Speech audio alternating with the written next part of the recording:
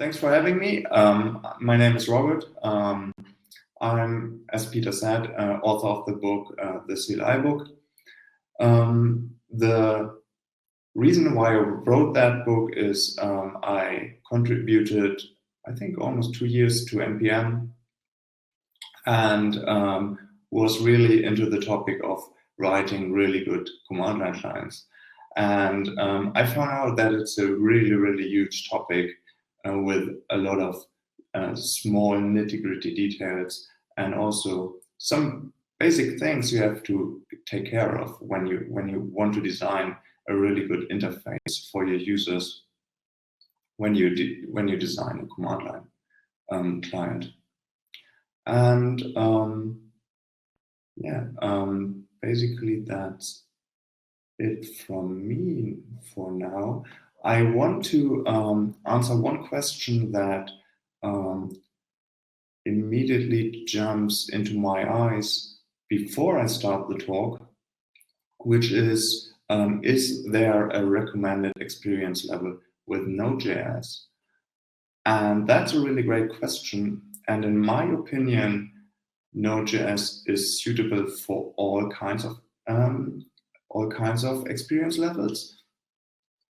Especially, it's very suitable for beginners too, because the community, the JavaScript and Node.js community, is such a welcoming, nice crowd, and there's a lot of material out there on the web. If you are subscribed to Peter's newsletter, you are getting a lot of very good tutorials. Every week he is collecting and sending out to the subscribers. So in my opinion, Node.js is very suitable for beginners, but it's also super suitable for very expert users that want to solve very complicated problems. Awesome. So I guess you're going to get this going working. Okay. I just pasted a link to Node School into the chat. Node School is also a great resource to learn Node.js together with mentors. And it's happening all over the world. And if you are interested, just take a look after my talk. Yeah. So my talk is titled CLI Love. As I already said, my name is Robert Kowalski. And during my work on NPM for almost 2 years, I was quite interested in the question, what makes a really good command line client, which is very easy to use and which is a lot of fun to use, and why are some command line clients not very well to use and sometimes quite frustrating to use. And I was even so obsessed from writing really good command line interfaces that I wrote a book called the CLI book. You can get it at clibook.com, and the book has 2 parts. The first part is about what makes a really good command line client, which is also the topic of my talk today. And the second part is really a hands-on, where we build a command line client with Node in year 6. And many popular projects have their own command line clients. Apache CouchDB recently got Nemo, and most of us know Linux, the Linux project, which has Git as a popular command line client. They all have a certain purpose, and today I want to take a look with you what makes them so successful and so great. And many people ask me why I didn't write Nemo, which is the command line client for managing CouchDB clusters, in another language like Erlang. And in my opinion, Node.js is quite is the perfect platform for writing command line interfaces. It has a really, really huge ecosystem with modules in every flavor.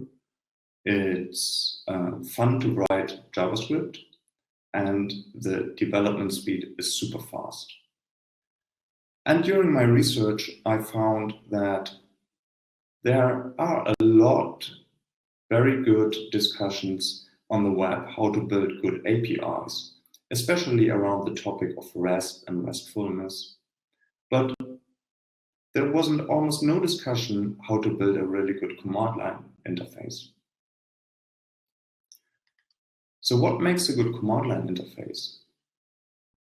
At first, we have to realize that for a command line interface, the keyboard is the main interface of the user. Usually, but not often, a human is using the command line interface, and that's also the reason why you definitely want to use easy to recognize commands. Let's take a look at my example here, which is, in my opinion, a very bad example of a command line client, of a bad command line client. I have to enter very cryptic commands, and I'm also getting an even more cryptic error message back. To be honest, I have no idea what I have to do now to get my job done. So what makes a good command line interface? And in my opinion, there are three main principles. You never get stuck, it's simple, and it supports power users, and you can use it for all the things. A good command line client is successful when the users are successful. That sounds easy, but is often not the case. Let's take a look at the first principle. You never get stuck.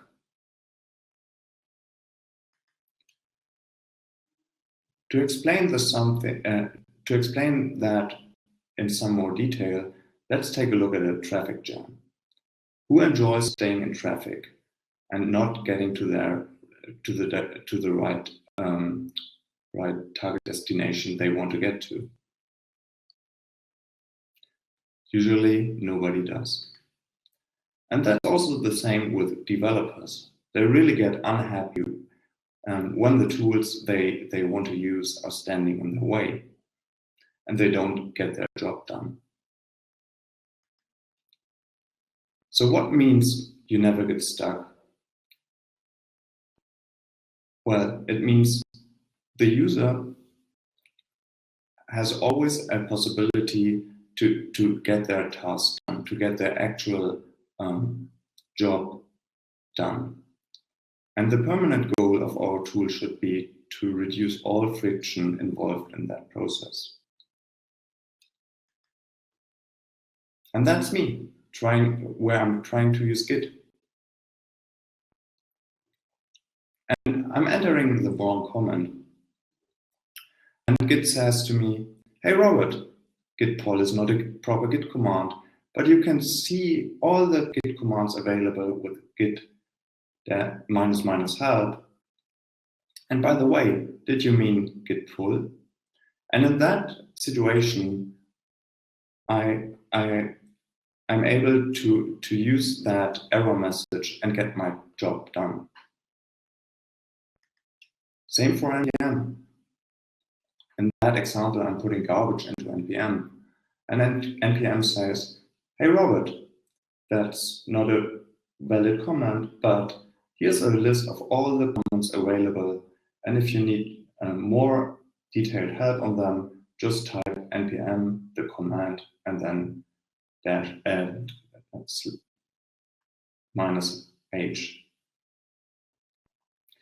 And again, I'm not stuck in the process. What happens when I still need help?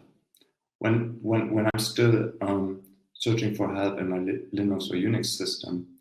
And it turns out Unix has a very popular way to ship documentation, which is man pages. And that screen is showing the man page for npm publish. The great thing about man pages is that you don't need internet, and you can use them in the same terminal window as you are using your command line client. That reduces context switches for the user. Git also offers man pages as a manual. And some users don't like man pages. They don't know that they exist, or they just don't like to use them. So most popular projects also offer a web-based version of their documentation. And it turns out that the projects are using a neat trick to write documentation once. They have one source for the documentation, and then they generate the web page and the man pages from that source. If you take a closer look at the man page for Git pull, and then at the website, you'll see that the content for the Git pull for the help to that command is just framed into a sidebar with a logo for the Git project, and then a little bit of CSS styling is applied. And that's also true for npm. Here's the npm publish command in the man page version. And the website version has a sidebar, some styling, but uses the same content.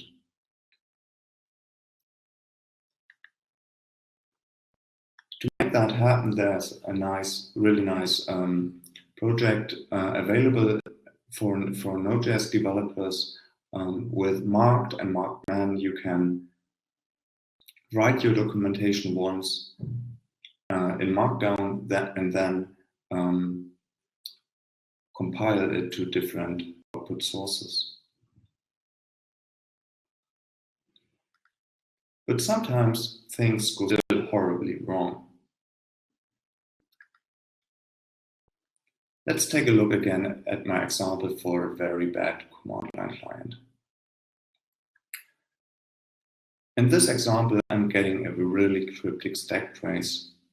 And even as an experienced Node.js user, I have to look twice what's happening here. And we have to remember, not everyone is a daily Node.js user.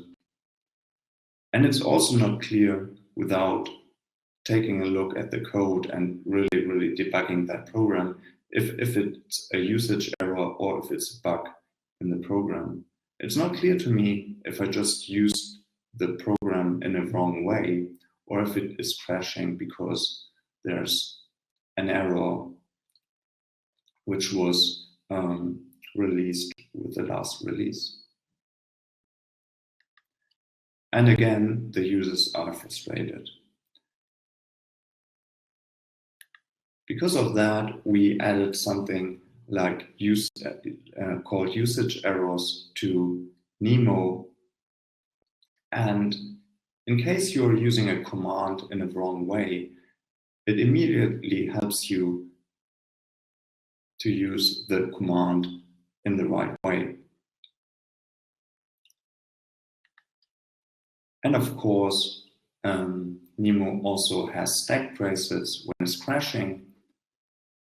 What we are doing additionally to printing the stack trace is that we are adding the current Nemo version and the current Node.js version. And then we are encouraging the user to open an issue, including the current log at the Nemo repository. And users are making use of that. Here you can see Jan, who's submitting an error which happened with a production release of Nemo. And even in the worst case, the user isn't stuck. At least they get help in our issue tracker. And there's one nice additional thing about that. People, maintainers and users, you can ask the user when the bug happens and the program crashes, you can ask them to include everything you need to solve the bug in time already in the bug report. And because of that, you can solve the bug very fast and don't have to ask multiple times for different things like logs or output. The second principle is about power users. Power users are super important to a project. They are the ones which use the program multiple times a day, and they are also the ones which go to meetups or are doing a webcast to talk about their favorite project. So it's a good idea to support power users. And as I already said, power users are using your program probably multiple times a day. So shortcuts are an easy way to make their lives a lot easier. So for example, npm-i is the equivalent to npm install. And when you want to implement shortcuts for your commands, you probably want to use something to pass the arguments. And it turns out it was quite a fad in the Node.js community to write your own argument passing library a few years ago. So please don't write your own argument passing library. There are a lot of world-class modules for it out there. They are really good and support all different kinds of nice features. Hopefully at some day people love your command line client and they are using it a lot. And that means they start to use it in creative ways. Suddenly, not just humans are using a command line client anymore. Maybe they start to run it as a part of their deployment pipeline on a Jenkins, or they use it in a completely different way. And to support those cases, it's a good idea to support scripting. There are three subtopics here, which are exit codes, JSON output, and something what I call the API and the CLI. So Unix has different exit codes, and when a command was entered successful and run successfully, you get back the code 0. If you get back the code 1, it means that there happened a general error. And there are a lot of other different error codes to specify in more finer detail what error happened exactly. There's, for example, one for bad file permissions. And in my example here, I'm trying to use Git again, and I'm getting that nice help from Git, how I can see a list of all commands, and if I was meaning git pull instead. And what Git also does is it returns me the exit code 1 for general error. So when I would wrap that command in, for example, a bash script, I could handle that error now and react accordingly. JSON output is really powerful. We added it in Nemo for almost all commands available. With output in a machine-readable format, printing to the standard out of the console, the user is possible to use the programming language of their choice for handling the output.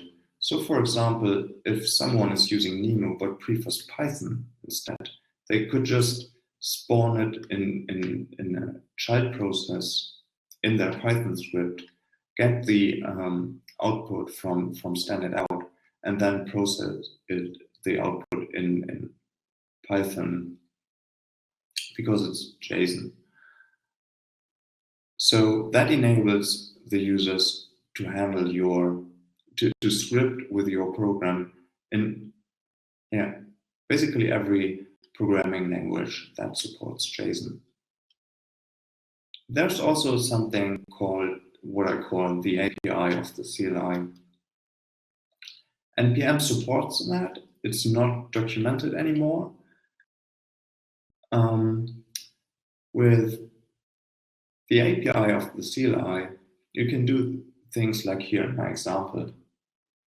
I'm requiring the NPM module here, and then NPM exposes all available commands on the command line on the property commands.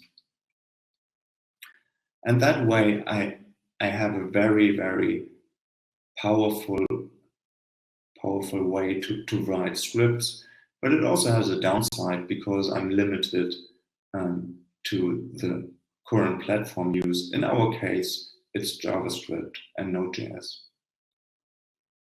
As power users are using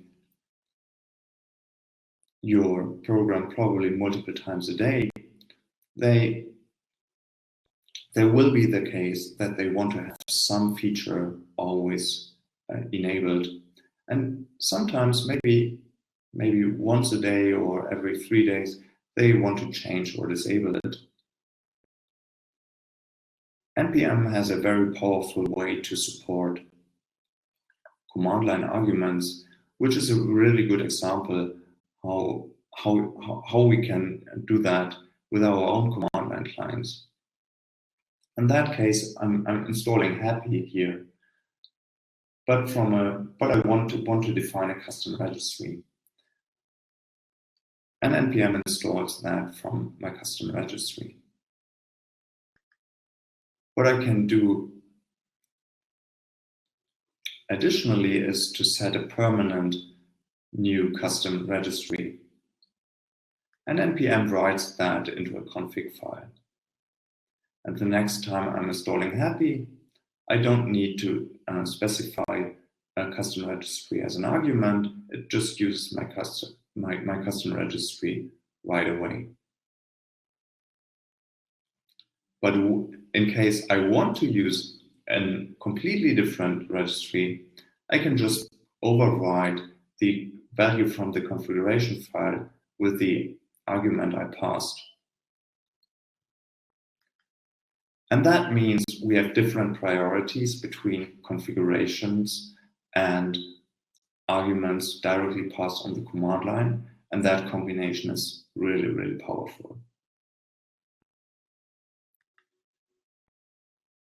There are two configuration modules I want to mention briefly that make working with configuration a lot easier. Those are RC and ini.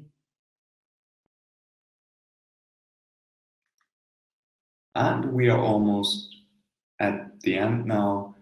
The third principle, you can use it for all the things. Sounds easy at first, but if you take a closer look, it isn't that easy. So the idea is whenever I have to do something manually, I just add it to my command line client. And that's really a win-win situation because I'm solving a task for me, which makes my daily life easier. I don't have to do that monkey task anymore. And it also solves a problem for my users. And they are also really happy, getting more excited about the command line client I'm building. The problem is, especially in large teams and after a certain time working on a certain project, that you suffer a bit of organizational blindness after some times. time. So it gets really, really hard to see tasks that are easy to automate and would fit into the command line client, just as you don't really see them anymore. Here's again the list of modules I recommended during my talk. And basically that's almost it. I'm looking forward to the questions now. If you are interested in building command line clients with Node.js, take a look at the book. And that's it from me with the talk. Wow, fantastic. That was excellent. There you go, you've turned your own screen sharing off, that's great. Right, so yeah, thanks for doing that. There's going to be people here that have got questions for you that they'll put in the chat or on the left-hand side, but I already noticed there are 4 different ones. So I'm going to let you just kind of pick at these as you wish, and yeah, see where we go. But so we'll probably sort of do 10 minutes or so of just Q&A. But if anyone else has got anything else to add, just put it in the system that's on the left-hand side. But we'll work through what we can. So where do you want to begin? Okay. So I would just start with what are some good testing patterns, particularly with interactive tools. And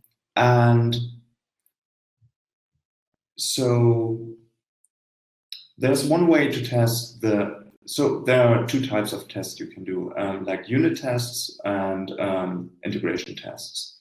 And for integration tests and command line clients, it usually ends up with something like spawning the command line client in child process and test, then listening to the stream of output that is coming back from the command line interface, and then making your assertion if everything went accordingly.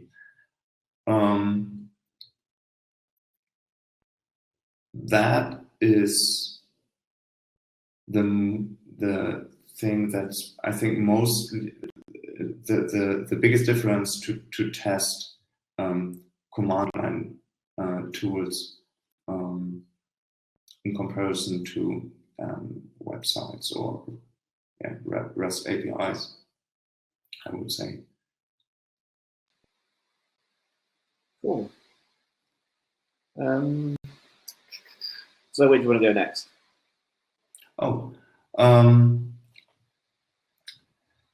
Is there a recommended experience level with Node.js? Yeah, everyone can do it. Everyone can do it. Yeah. Although we can't say it's easy, because as you've shown, it's not always straightforward, some of these ideas and patterns. But I guess anyone can at least make a very simple CLI tool. It's just a case of learning how to do all of these other things to make it actually nice to use. Yeah, the community is also very welcoming, and there's a lot good learning material on the web. So I want to mention Peter's newsletter again, and also the awesome Node School events where you show up at a certain time, at a certain date, usually the weekend at some location, and you don't even need to know any JavaScript, and just learn together with others and awesome mentors who are investing a lot of time into the project. Yeah, just chip away at it bit by bit, and you'll get there in the end. So I guess the next question actually is already a topic that you've covered. Yeah, that's true. Regarding the how to design a user login or user info security module, I would say it's quite similar to a usual login pattern for a web application. So one popular pattern is you send the username and password to an endpoint, maybe you get an additional two-factor authorization challenge, and then you you get back a token.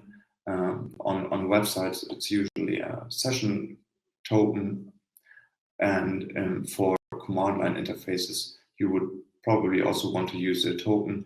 What you have to take care of is that your token doesn't leak into the stack traces. That also applies to web applications. So yeah, that's hopefully that helps as an answer. Yeah, that's awesome. Well, hang on, you got a new question now as well, a fresh one. Oh wow.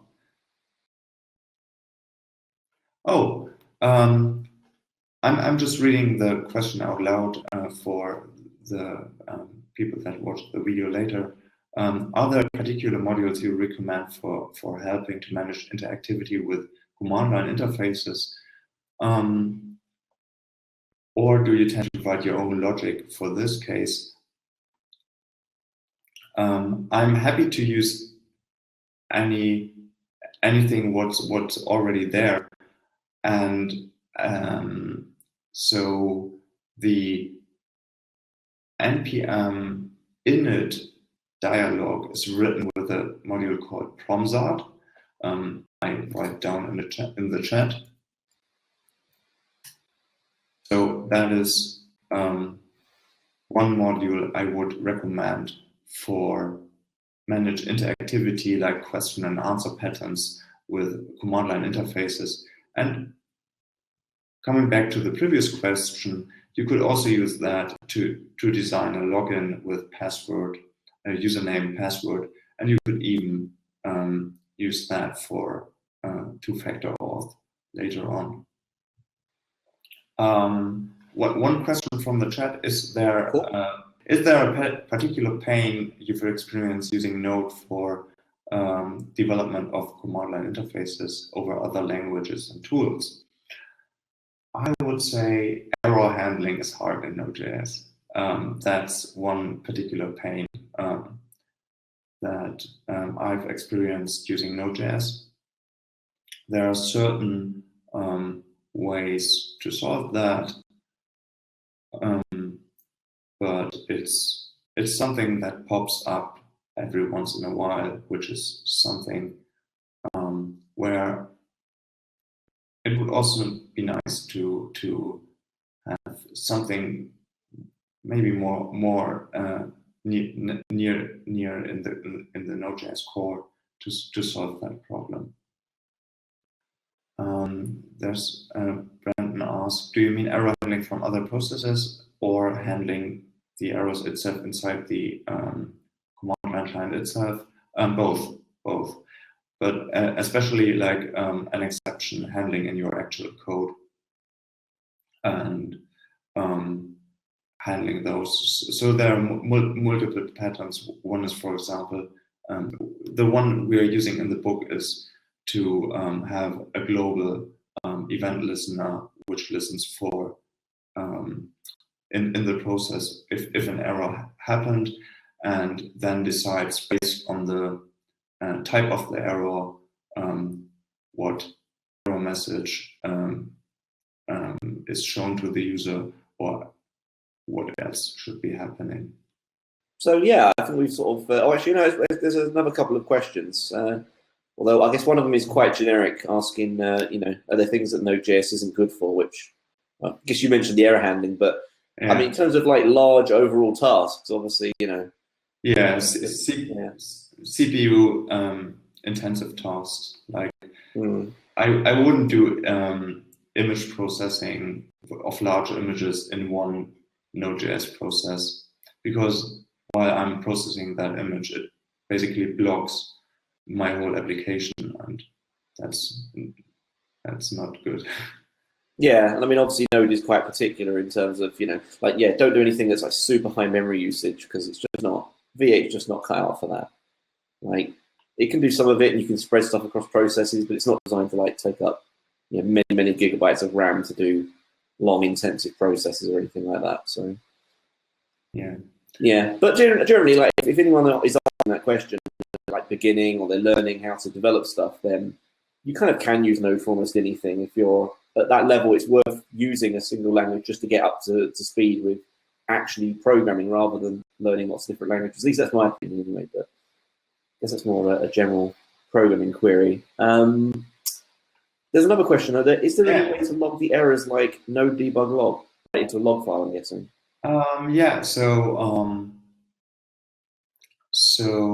there's, for example, there are multiple logging modules for Node.js. One is Winston, and the other is the logger npm uses, and those can buffer the error, and then if buffer the log output. And when an error happens and the process is crashing, and you define that global error hook I just mentioned briefly, you can then also use the callback in that hook to take all the buffered stuff from your logger and then write it to disk before the program exits, hopefully with a proper error code, exit code. Awesome. Well, in that case, I think we should wrap it up here because, we've covered all of our different questions, and I need to go and calm down some rather screamy children. But these are the things you do every evening. I know actually it's quite late for you as well because you're in Central Europe, which I didn't realise. But we're coming up to 9 o'clock there soon, I think, won't it? So yes. Thanks to everyone for attending as well. It's always really great to see everyone come out and ask questions and all that type of thing. So, and obviously, thank you to anyone who's going to end up watching this on YouTube because we appreciate you just as much as well. So, that's awesome. So, is there anything you want to add? Obviously, we'll say everyone go and check out Rob's book. I guess is a good one. But is there anything you want to add? People want to follow you on Twitter or anything like that? You want to recommend? I'm Robinson K on Twitter. Feel free to follow me. I'm also happy to answer any questions. Just ping me on Twitter. Thanks for having me. You are all awesome. Enjoy your evening, Peter, and all the best from Hamburg. Awesome. Thank you very much. See you, folks. Thank you very much, Robert. Thank you. See you.